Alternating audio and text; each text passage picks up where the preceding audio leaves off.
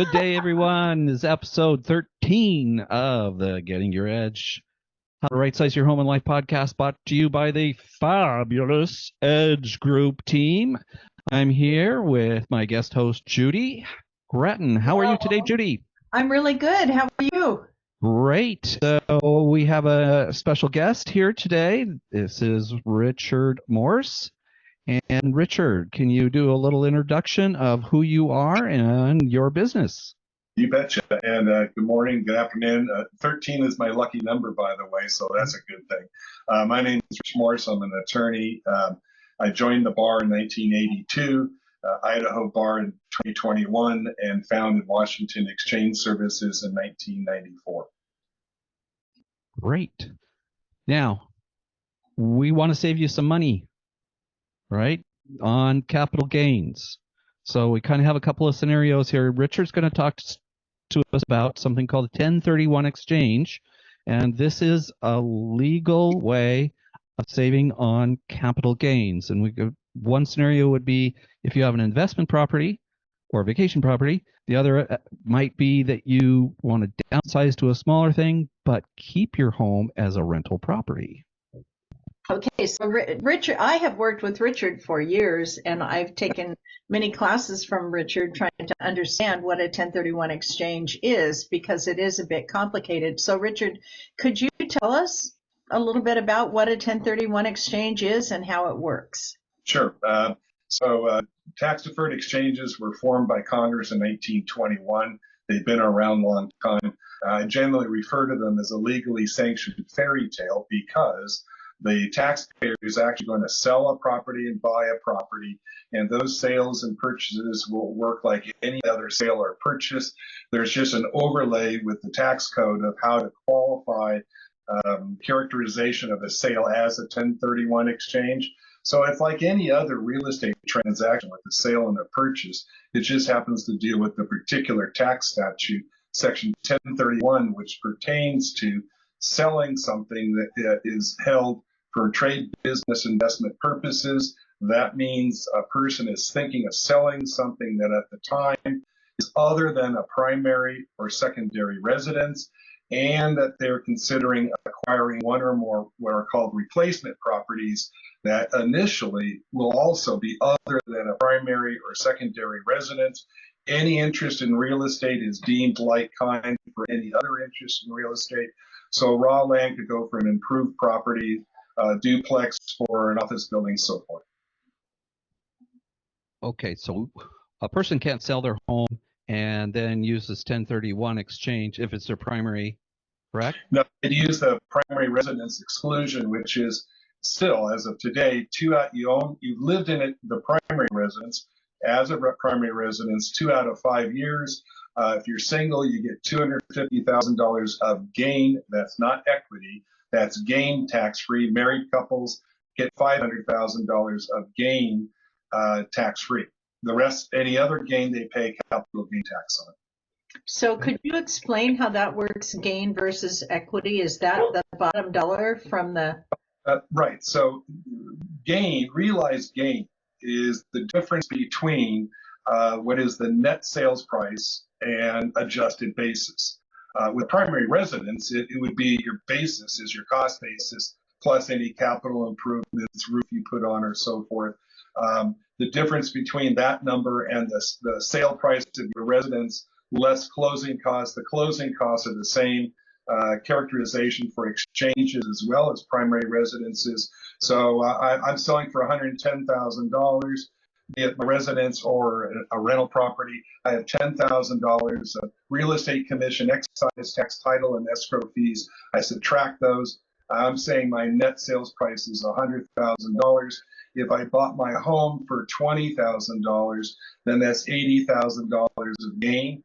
Those numbers work the same with an income property, except that there would be depreciation. So with income property, realized gain is the difference between the same net sales price and the adjusted basis, which is the purchase price plus the same capital improvements minus depreciation equals you subtract that, and that's your realized gain. If you sell, you pay tax on that gain. So in my hypothetical $80,000 gain, you pay tax on that.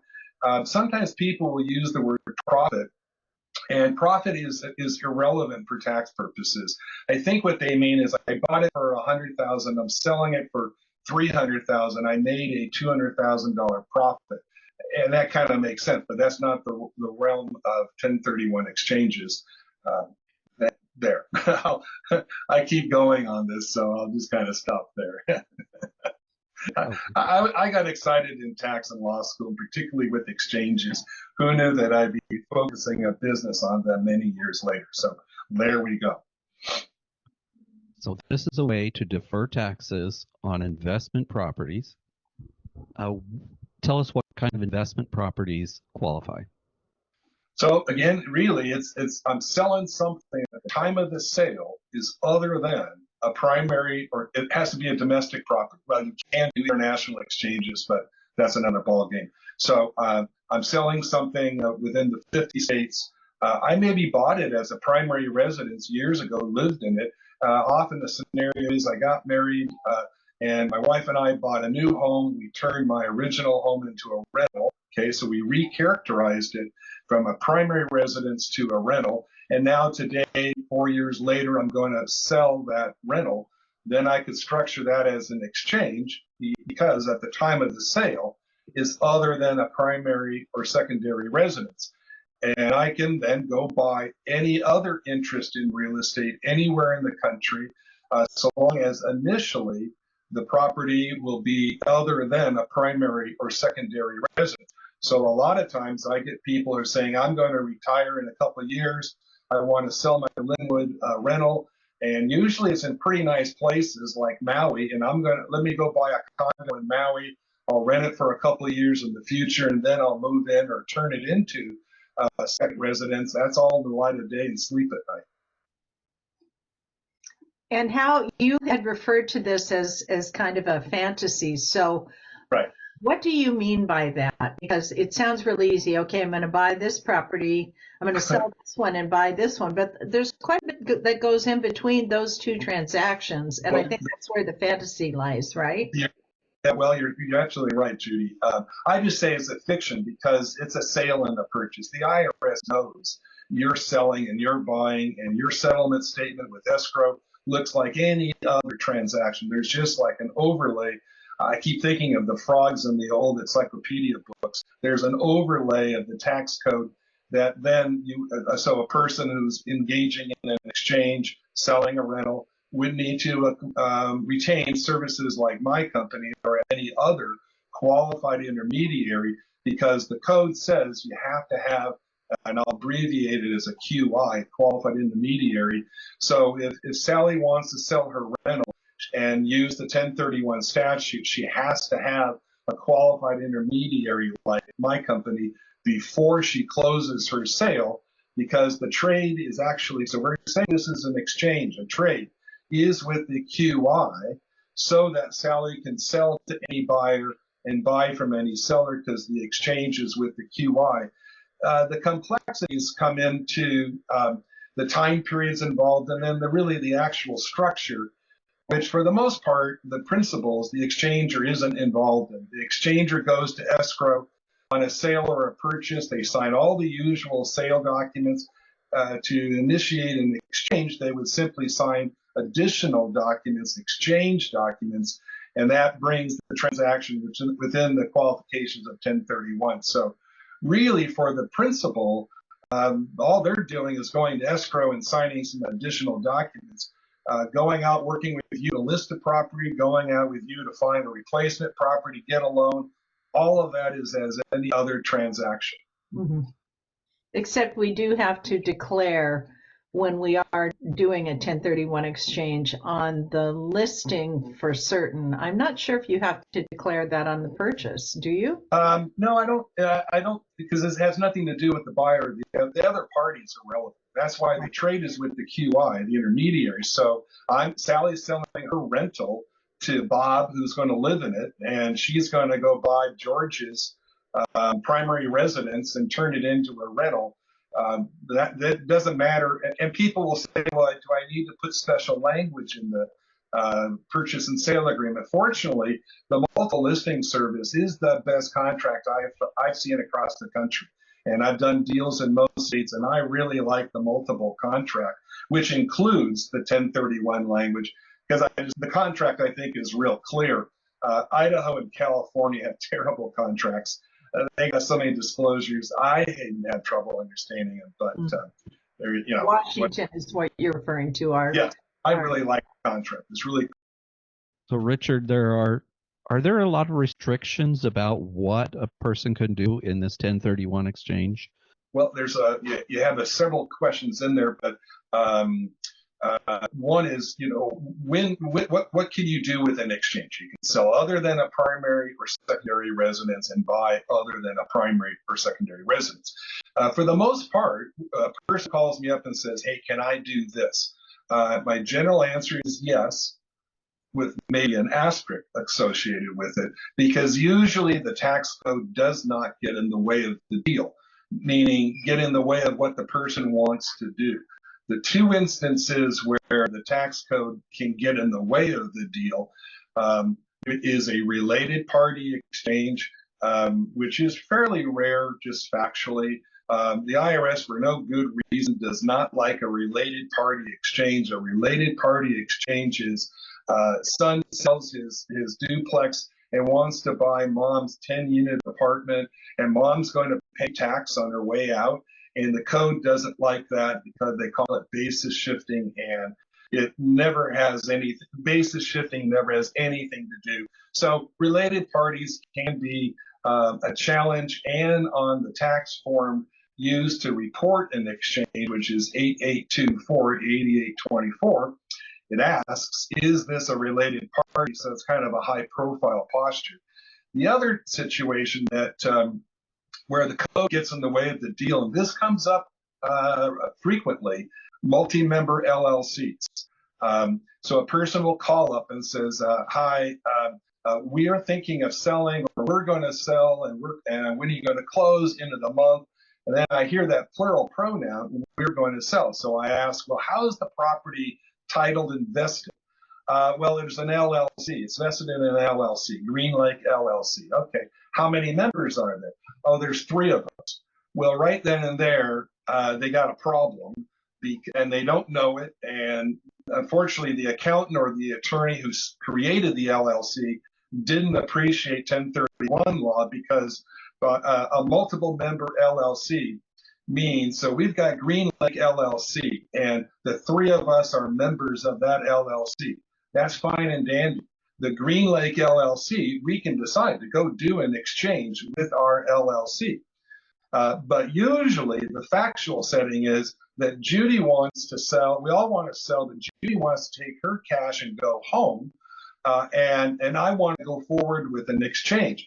Well, the property is vested in the LLC, and for purposes of the IRS considers the real estate interest, the interest in real estate, to be held by the entity, not by us individually.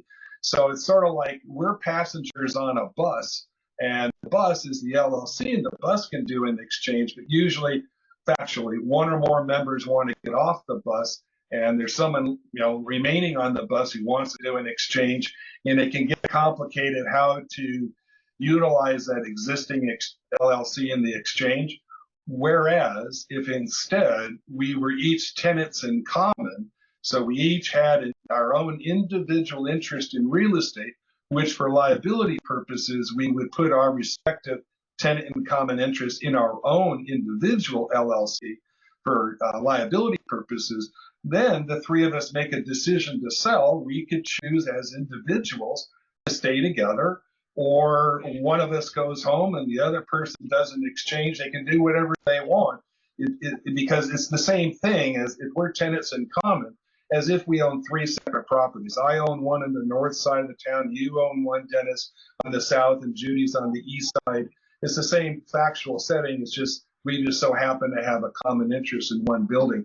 So those are the 2 instances where the code gets in the way of the deal. You touched on time periods, and that is important. If we close the sale today, which means record, then tomorrow 2 time periods begin running, and they run concurrently. They run together. And they run on calendar days, so holidays and Sundays all count the same. So that tomorrow would be the beginning of 2 time periods. One is the 180-day replacement period, which is essentially 6 months. That rarely has any play on the transaction unless the client wants to do a to-be built or an improvement to exchange. Then that time period is very relevant, but usually otherwise it's not. The other time period is significant. It's a 45-day identification period, a month and a half, which means, and I'm just going to have to go over this rather quickly, is if I close the sale today, tomorrow the 45-day begins. I have 45 days left to what's called identify up to 3 replacement properties as of midnight the 45th day. And if I did that, today's the 45th day, I retain the flexibility to buy 1, 2, or all 3 of those properties. If I want to diversify and go into more properties, then another rule kicks in, which means essentially if I want to go and buy 4 or more properties, I identify them. I have to buy all of them or the exchange fails. That, again, factually is pretty rare. But so what I encourage parties is that if we're closing the sale today, the client, already started working with Judy and you a month ago, beginning to look for the replacement property while, I'll keep saying it's Sally's property we're selling. So Sally got into contract a month ago to sell. She should be out now this month, coming up now, closing with Judy, looking for other replacement properties. So hopefully when you close your sale, you already have done your due diligence or are through a lot of the due diligence, so that if the deal doesn't work out, you can rescind and go start, a new transaction, a new offer. So hopefully you're not on the 45th day kind of, throwing darts at a wall. What do I want to buy? Because if those properties, you don't need to be in contract to identify them. They don't even need to be on the market technically. Just we would give the client a form. They'd write down 1, 2, 3 Cherry Lane, Seattle. They'd identified it. You can identify, revoke all you want. But if today's the 45th day and Sally's identified 1, 2, 3 Cherry Lane and it burns down tomorrow, she's out of luck. So you want to plan ahead is what I really encourage parties when they're calling me. Work with their agents early on price, type, location. What's the price range? What's my net equity coming out? So what loan do I want? What price range am I looking for? What type of property am I looking for? And where do I want it? So, your agent can be out looking for those properties, hopefully before you even close your sale. And the market is, in the past, 2 or 3 years, it was identifying a home that you wanted didn't necessarily mean you were going to get it.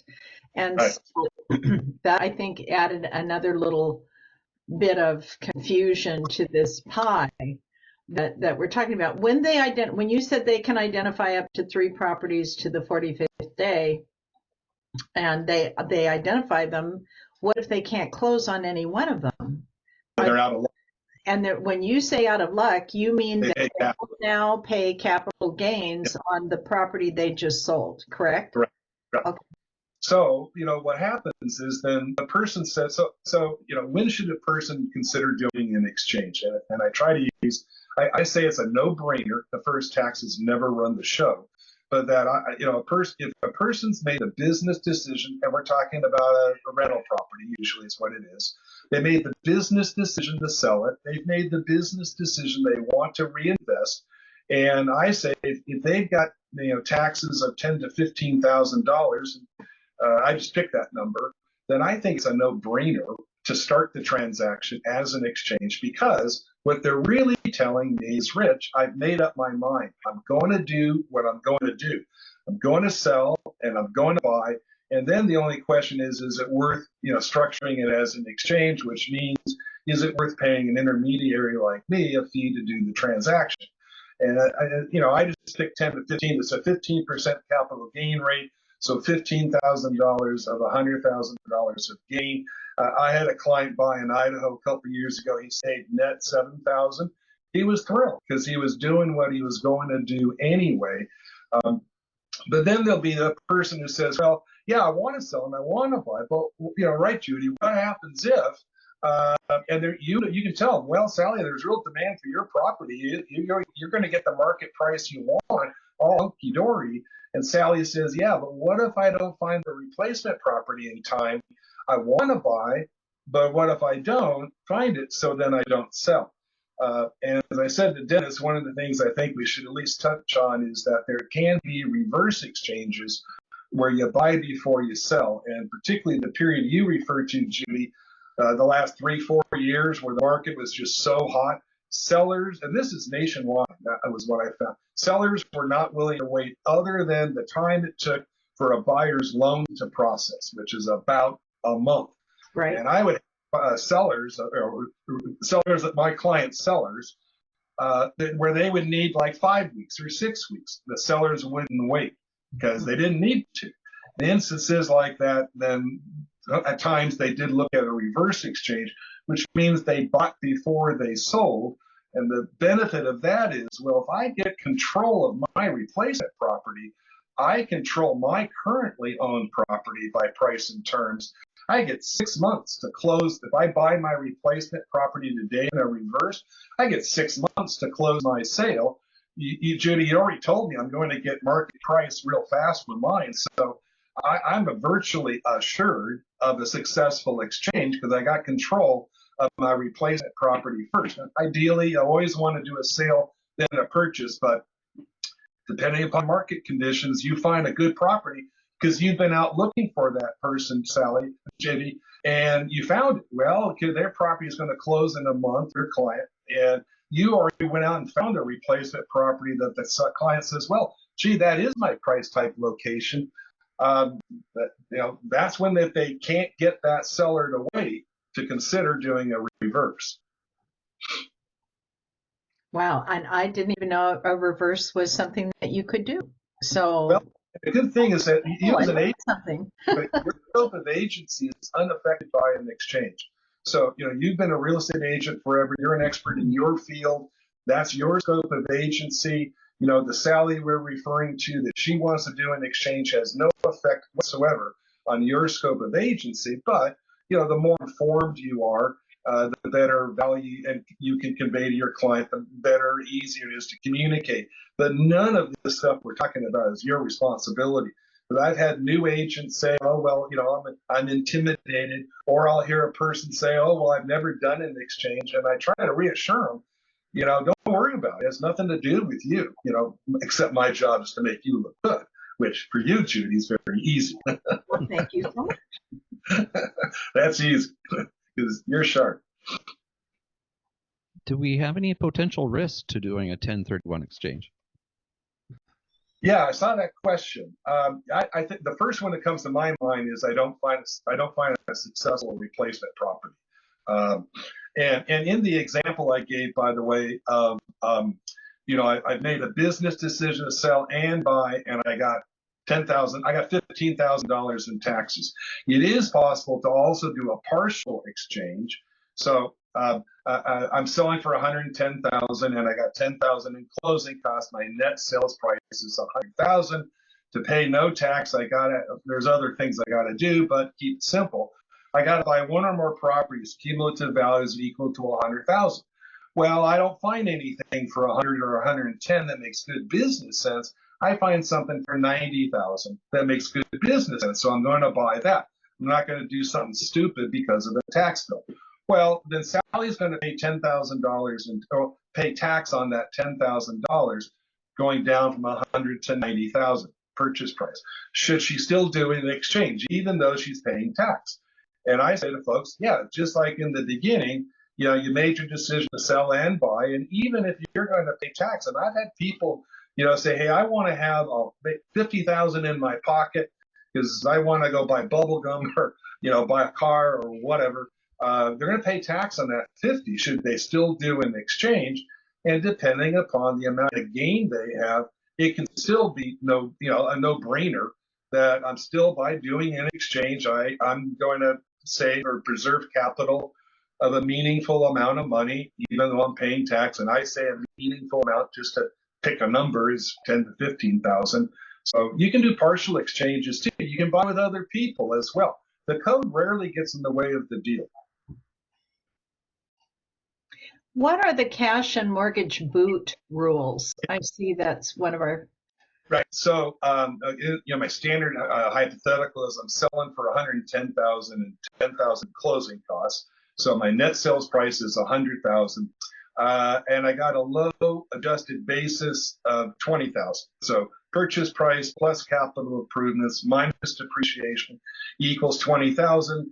Therefore, if my net sales price is 100, I have $80,000 of potential taxable gain. I gotta have a QI before I close my sale. I have to buy $100,000 or more within 6 months. 6 months is not a big deal. And then let's say I'm paying off a $40,000 loan. So when I close my sale, Sally closes her sale today. She has two types of what are called boot, which is just jargon for non-like-kind consideration, because these are like-kind exchanges. Interest in real estate for interest in real estate. Well, she closes her sale. She doesn't have a new property, so she has what's called boot. And she has two types of boot. She has cash boot. So if I'm paying off a $40,000 loan, I'm going to have $60,000 net equity. 60 is what I would walk away with in my pocket if I was selling. So I have cash boot, non-like-kind consideration of $60,000 cash, and I have $40,000 mortgage boot, from paying off the loan. The phrase is you offset the boots received by boot given. So I go out and I buy a $100,000 property. I put my $60,000 net equity cash boot towards the purchase. I have to do that. I could choose to refinance the next day and pull out the cash if I wanted to, but I've got to use that cash to buy. Then, as for the $40,000 mortgage boot, Sally's got a choice. Normally, Sally would go out and get a new loan. Usually it's a bigger loan because they're going up in value because they've got excess appreciation. But so Sally goes out and get a $40,000 new loan, offsets the loan she paid off. She could choose, and after 2008, I did have a couple of folks want to do this. I know I got to use my net equity, but I don't want any new debt. And or they're retired, and I don't want to pay tax. Well, they happen to have 40,000 in their piggy bank, so to speak. They could use the non-exchange cash in lieu of getting a loan. So those are the boot offset rules. From what I understand, the deal with the boot is two farmers walked out to a fence, and they're going to swap each other's land. And Harold's land was worth more than George's farm, so George threw in his boot to equal the value. So I don't know if that's true. I like telling that story, so that's the myth I've been spreading. I see. Aha. So, I've always looked at this exchange and the way it was kind of initially explained to me. The QI was also referred to as the facilitator. And the idea was that the owner of the investment property that was being sold was not to ever put their hands on the money that was the gain. It was to go to the QI or facilitator and then be rolled into the next property. And that was really what it was all about, that it never went through the hands of the owner. And that's correct, right? Yep. So, and what sometimes people don't realize is they call up and I closed last Friday. And what do you mean close? Oh, did you record? Yeah, we recorded Friday. Money is still at escrow. Well, unfortunately, by the safe harbor rules, that's why you've got to have a QI facilitator, accommodator by the time you close your sale is constructive receipt. So the escrow agent is an agent, and the concept of the agency is constructive receipt. Whatever an agent is deemed to have done or received is deemed to be done or received by the principal. So the escrow agent has the funds in their trust account as of Friday, but Sally is in constructive receipt of those funds, so technically outside the safe harbor. And then the important thing that comes up with, that we have to hold the funds is how can a client be assured? I always want clients to sleep at night, and how can they sleep at night knowing that we or any other QI can't steal their money? Because about 20 years ago, there was a guy that went around the country buying up exchange companies that had pooled trust accounts, and he embezzled hundreds of millions of dollars. And everything collapsed. He thought he was going to get the money back in time, and tens of thousands of taxpayers lost their equity, and had a taxable event because they couldn't buy. And rightfully so, a lot of people said, well, who the heck are these QIs that are holding my money? So I and some other lawyers a long time ago asked the state legislature to require each facilitator in Washington state. Unfortunately, few follow this. We do nationwide because I want our clients to sleep at night. So there is the means to protect a client's funds from the QI stealing the money, and it's just business, nothing personal, is by using a qualified escrow agreement, a QEA. Three parties to it: the facilitator's bank, the facilitator company, and the client. And the bank agrees that the bank will only release money. And so the money is beyond the control of the facilitator. We never have unilateral control over the money, so we can't steal it. That means that the sale escrow is wired directly into a segregated interest earning trust account, and all the interest is supposed to go to the client. So escrow wires it in directly. We don't put it into the client's account. And then the bank agrees the bank will only release funds from their segregated account when the bank receives written signed authorization from the client directing the bank to release funds. And usually there are only two disbursements, the earnest money. So Sally needs to send $20,000 to Chicago Title and Puyallup, because that's where Sally, Judy, you helped her find the replacement property. And then, a month from now, we're ready to close and we wire out the purchase proceeds. Ordinarily, those are the two disbursements, and that's how the clients can sleep at night, because we never have unilateral control over the funds. Well, that's good to know. I was not aware of that either. I'm learning all kinds of things today. Yes, right. Richard, we work with people who are downsizing or right sizing, as we like to call it. And let's give a scenario that the homeowners have found another property. They want to make it their primary residence. They've moved in. They're going to take their old residence, they haven't sold it, and make it a rental property. Does it have to be a rental property for a certain amount of time before they can make an exchange? Yeah, that's a great question, because the phrase that the code says you acquired, which means, okay, I'm recharacterizing a property for trade, business, investment purposes. Okay, I bought it outright like that. Or, as you suggest, Dennis, is they're going to turn it into a rental. That's like the same thing as they just bought it as a rental. So now they're holding it for trade, business, investment purposes. How long do they have to hold it as a rental before they can sell it as an exchange?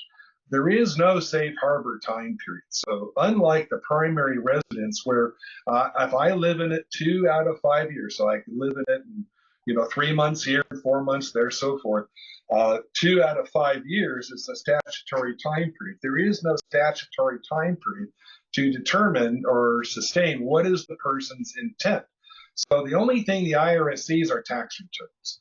And generally, again, so that people can sleep at night, if it were me, I would want to file a couple tax returns. So I am now in April of 2023. I've converted my residence to a rental. The tenants are moving in May 1st. I would file a 2023 tax return showing income and, most importantly, depreciation, because you can't depreciate a primary or secondary residence. Therefore, depreciating a property is objective evidence that it's trade, business, investment. And absent unusual circumstances, that's one of the asterisks I mentioned earlier, I would want to file a 2024 tax return likewise showing income and depreciation, and then I consider selling. But I always presume the IRS audits transactions. I've never had a client audited. I know a lot of facilitators, and one of my very good friends, I think Ron had one client audited, and we're talking 30 years. But again, you always presume they're going to be audited, so you want to sleep at night. Similar to that sort of situation is a person buys a property, and I've had clients, and I give you a lot of examples like this, 6 months later. So they bought it in December, and now here we are, we'll say we're in May, and in one instance, a client got an unsolicited offer for like $100,000 profit. And he called me and said, "Hey, Rich, what about this? I'd like to do an exchange." There is no statutory time period. The client acquired the property with the intent to hold it, but at the time he acquired it, he didn't know about this unsolicited offer that came in a written form. So there's evidence that written offer came after he acquired the property. And trade business investment, well, he's getting a payday on the investment. He decided to go forward with an exchange, and then I encouraged him, which was his plan anyway. What he did acquire next is to hold on to it so you don't begin to look like a dealer, because theoretically you can't flip a property in an exchange. I buy it, I fix it up, and I flip it. But really, factually, telling the difference between those two situations, my client who bought the property intending to hold got an unsolicited offer 6 months later, and the client who bought the property, put the new carpet in and so forth, and we're now 6 months later and wants to sell it. Their tax returns look the same. They're factually different, but they look the same. So, a person has to decide how aggressive they want to be with the latter situation. I had another situation, a client built a home on relational land. And by the time he got it completed, the county council prohibited short-term rentals. Well, that blew his whole plan. And again, he could objectively establish that county action, legal action, occurred after he started his property. But the IRS never even questioned it. But you always want to sleep at night. You want to do your deal in the light of day. And if you plan ahead and you're patient, you can accomplish your goals in the light of day and sleep at night. And I've said that little phrase for 30 years because it's true. That you can accomplish. Normally, the code doesn't get in the way of the deal. So you mentioned Airbnb just now, and that's something you hear a lot. People seem to be really, and I mean, there's a lot of problems in terms of neighborhoods and cities and counties and whatnot restricting the usage of properties anymore as Airbnb. Does that affect the 1031 exchange? I mean, it's not rented out full time normally. It can come and go. Is no, because clients will buy seasonal property. They'll buy a property that is strictly winter, okay, or strictly summer. Trade business investment. I don't file tax returns. So what I say to the client who's considering this, short-term rental, it's not just that you're getting income, because you could, as I always like to say, I watch the Masters golf tournament, and I don't golf, but I like it. And I know of people who will rent out their home because they can make $100,000 in a week just renting it out. Okay, so they got to declare that income, but that didn't turn their home into an income property. They can't depreciate the home because it's still their primary residence. So what I say to folks, as I have throughout my practice, whenever there's a income tax question, is talk to whomever does your taxes and tell them, I'm thinking of doing this. What's it going to look like on my tax return? Because in my mind, the key you want is depreciation, because that's objective evidence that it's not primary or secondary residence. So the question simply is, how much time do I have to rent this so that, and you're required to depreciate income property. What is that threshold? I don't know the answer to that, but that's what I always suggest a party who calls me up and says, hey, I'm thinking of doing this like you just proposed, Judy. I say, talk to your accountant, find out, if it were me, what do I got to do to have depreciation? Because then I can sleep at night with whatever I've done. So what if you have a home where you've turned it into a duplex, and you're living upstairs, and downstairs is a unit that you're renting out, and I'm assuming that you can depreciate that portion of the square footage of the home. What happens in terms of 1031 and capital gain and all of that, if you go to sell that home, you've used part of it as investment on a long-term basis, and or maybe not, maybe short-term, and the other part as your residence. How does that work? Well, there is as if I own two properties. It's just they happen to be maybe share a wall or a ceiling or a floor. I own a residence, I own a rental. If I own and this comes up surprisingly, your facts do come up to you. And I got another scenario about that related. Sally's selling her duplex. She's going to take her primary residence exclusion for her unit that she lives in, just like she would if it was on, a residential street, and then treat a rental unit as an exchange. Another scenario where this comes up in like Hollywood Hills and Woodinville, people bought their property back in the 70s as acreage. Well, the area's grown, and the developer comes along and says, well, Sally, I want to buy your 5-acre property, and Sally's living on it. What about that? And essentially, it is the same thing. It's a duplex that she has a, portion of the 5 acres is her home and a yard that she waters and, fertilizes. And then I'll just say there's a fence. It doesn't have to be a fence, but the goats and the horses are on the other side. That's just acreage. And that's just like path of progress land. I did an exchange for a gal 30 years ago. She inherited a lot of Woodinville from her dad. And her phrase was path of progress. She had held it for a long, long time, just raw land. I don't want to screw around with tenants and toilets. So Sally is selling her whole unit, her whole property for $3 million. And then it's just a matter of prorating, like what do you want 2 + 2 to equal? How much can she allocate to her residence? And then the balance to the acreage as an exchange, even though it's all one real estate transaction. It effectively is 2 different types of property. And that comes up, I've got one that just started, and it will probably close a year or so from now, the due diligence and all that stuff. But that's how you would treat it, right.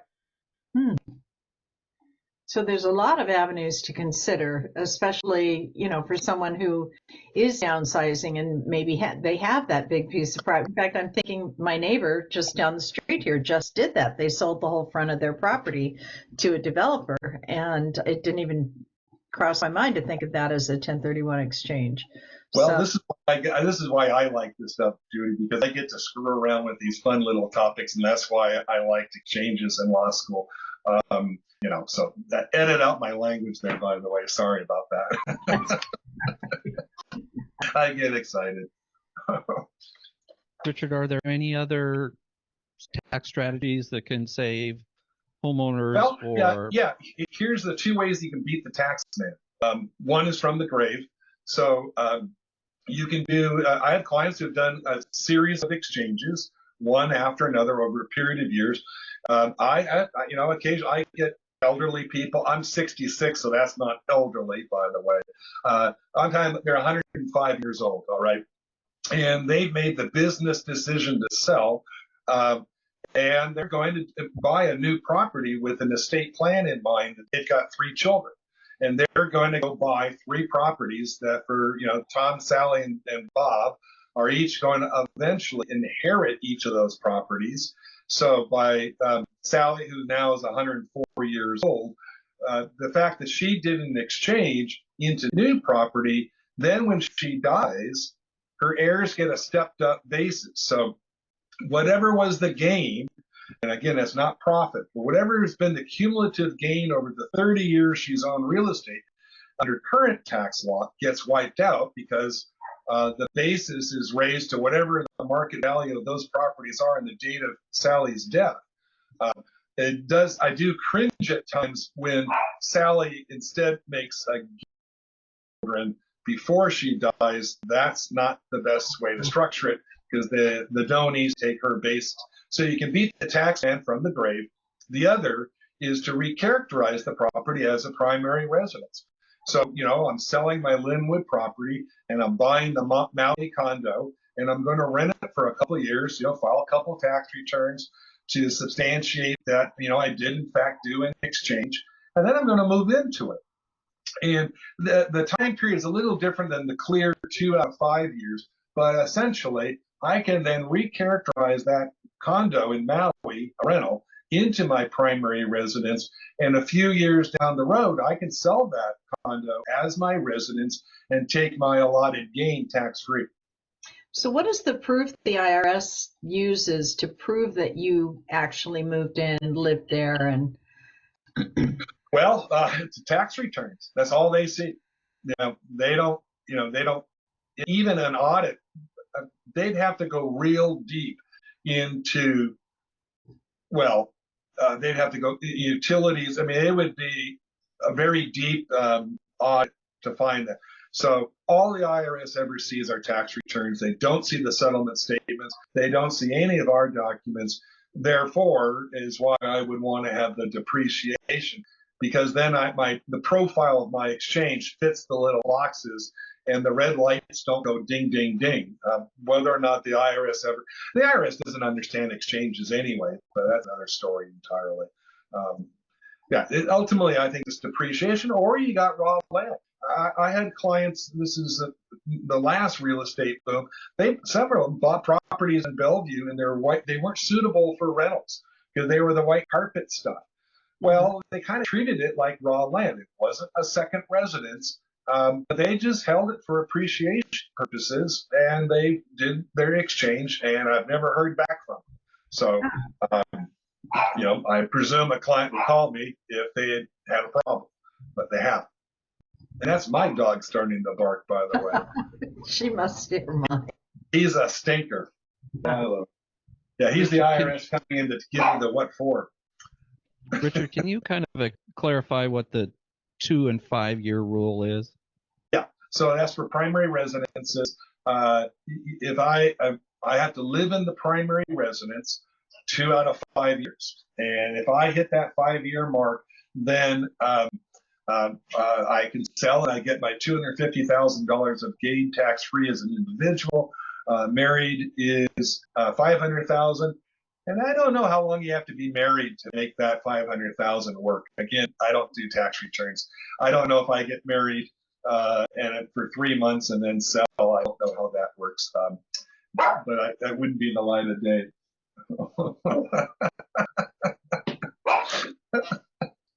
Yes, Louis.